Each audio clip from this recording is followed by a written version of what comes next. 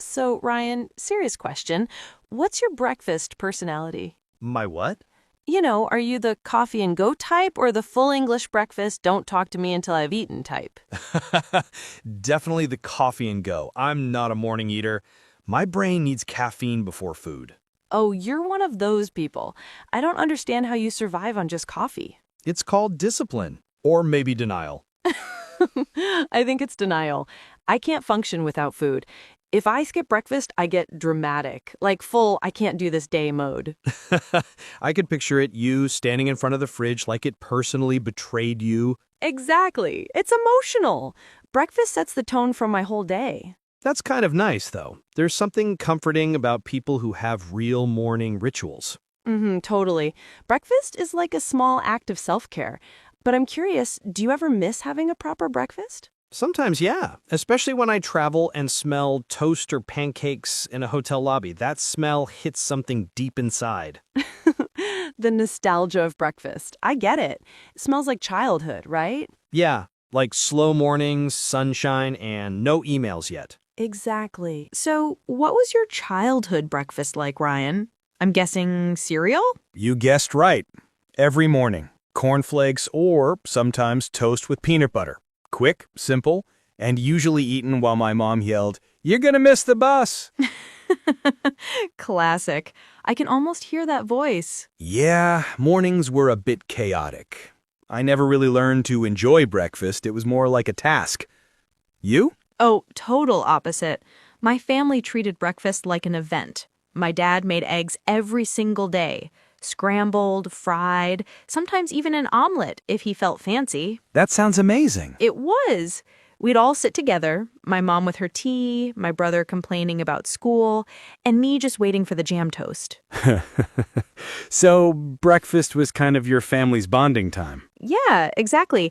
Even now, when I eat breakfast alone, I still play soft music or scroll a bit, something to make it feel like a moment, not a rush. That's so different from mine. I usually drink coffee while reading emails. My morning soundtrack is my laptop fan. Very romantic. Hey, don't judge. There's a certain peace in silence and caffeine. Okay, but do you ever cook something special? Pancakes, maybe? Not really. But during lockdown, I tried making banana pancakes. They looked great on Instagram, tasted like disappointment. Oh no, what went wrong? Let's just say flour to banana ratio is important. Mine was more banana soup with a side of regret. That's the quote of the day. Banana soup with a side of regret. Yeah, my breakfast career ended there. I went back to coffee. I think breakfast people and coffee people live in different worlds. True. Yours is full of sunshine and toast. Mine's powered by caffeine and survival instincts. But that's what makes mornings interesting. We all start the same day, but in totally different ways. That's true. And somehow it still connects us, even if it's just through the smell of toast across the street. It's funny. Breakfast says a lot about a person. Like if someone eats oatmeal every morning, I instantly think, this person has their life together. So what do you think of someone who skips breakfast? Mysterious. Probably stressed or secretly living on snacks. That's painfully accurate. My breakfast is usually a handful of almonds at 10 a.m. That's not breakfast, that's survival. Hey, don't shame the almonds. They've been keeping me alive for years. I respect that, but sometimes a real breakfast can slow you down in a good way, It's like saying, hey, I deserve a calm start. I get that. Maybe I'm just afraid that if I stop to enjoy breakfast, I'll never start working again. That's the modern curse. We rush everything, even eating. True. I read somewhere that people who eat breakfast regularly are generally happier and less anxious. Maybe it's not the food, it's the routine.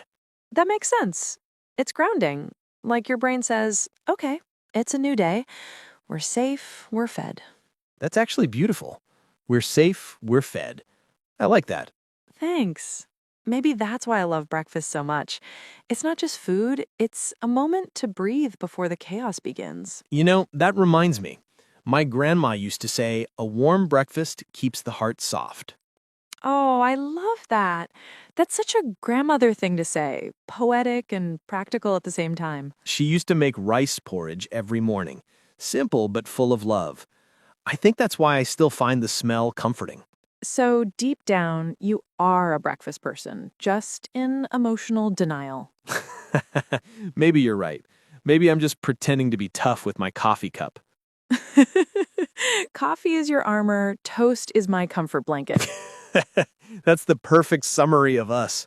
It's nice, though, how even something as small as breakfast can hold a memory, a story, or a feeling. You know, Ella, after talking about all this, I'm realizing how easily we treat mornings like a race. Yeah, we wake up, grab our phones, rush out, and call that starting the day. Exactly.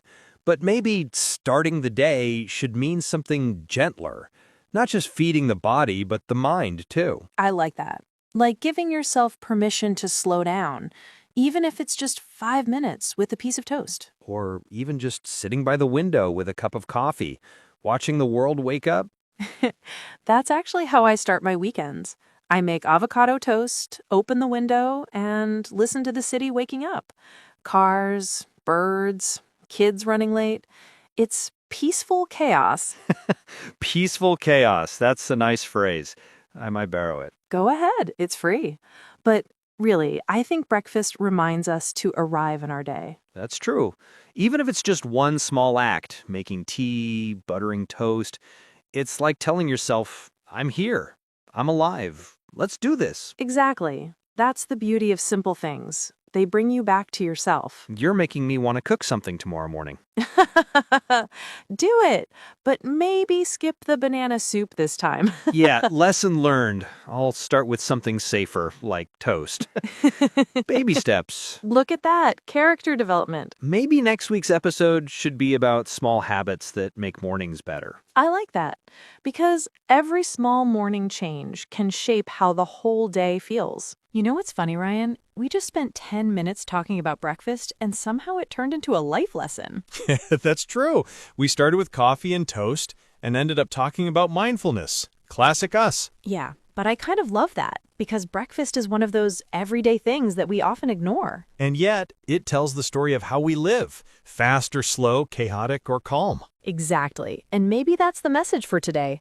Pay attention to your mornings. Even the smallest routine can change how the rest of your day feels. Yeah, start simple.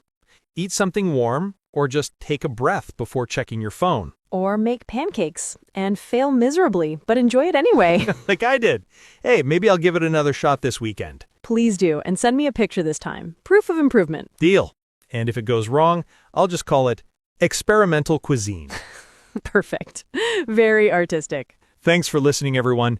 We hope today's chat made you smile and maybe reminded you to slow down a little tomorrow morning. Yeah, whether you're having cereal, toast, or just coffee, take that moment for yourself. Because that small, quiet moment, that's where peace starts. Well said. And hey, if you enjoyed this episode, don't forget to follow our podcast. We'll be back next time with another everyday English conversation all about morning habits that actually work. Until then, have a beautiful breakfast, everyone. See you soon.